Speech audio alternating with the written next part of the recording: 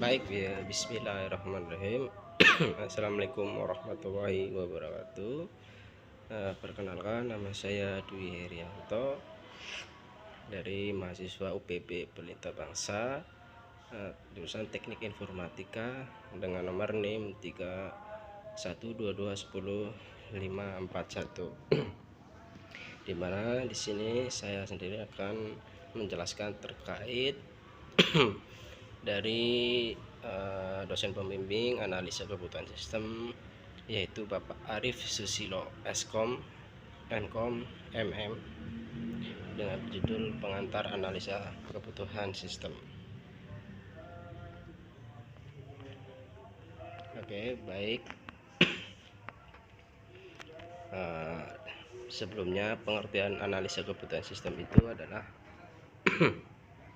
yang pertama, dari tahap awal dalam siklus pengembangan sistem, yang dimana bertujuan untuk memahami dan mendefinisikan apa yang dibutuhkan oleh pengguna dan organisasi pada umumnya.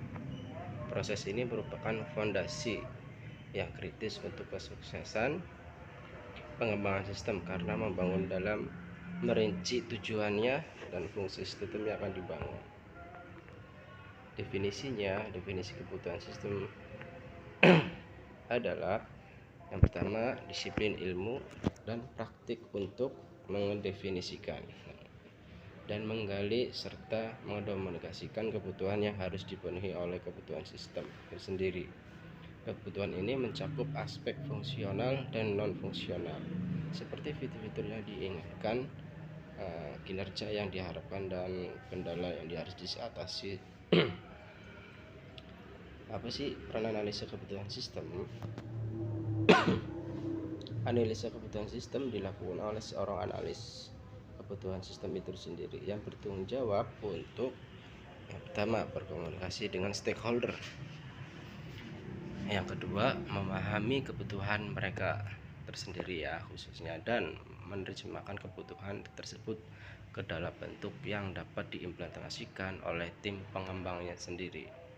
Analisa kebutuhan memastikan bahwa solusi yang dihasilkan itu memenuhi ekspektasi dan tujuan dalam bisnis. Langkah-langkah analisa kebutuhan sistem itu ada 3.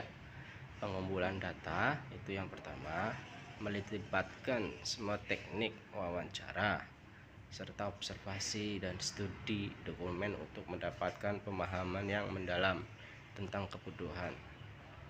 Yang kedua, dokumentasi kebutuhan, menganalisir dan mendokumentasikan kebutuhan dalam bentuk yang dapat dimengerti oleh semua stakeholder.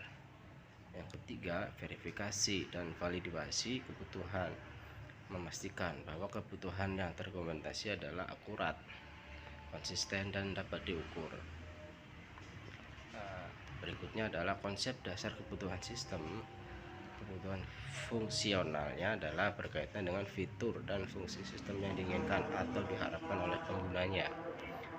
Terus yang kedua, kebutuhan non fungsional itu sendiri menceritakan aspek seperti kinerja, keamanan, dan keadaan sistemnya sendiri. Konsep dasar kebutuhan sistem, memahami kebutuhan sistem memberikan dasar yang kuat untuk mengembangkan sistem yang sukses. Analisis kebutuhan yang baik memastikan bahwa sistem yang dibangun tidak hanya memenuhi kebutuhan teknis, tetapi juga mendukung tujuan bisnis.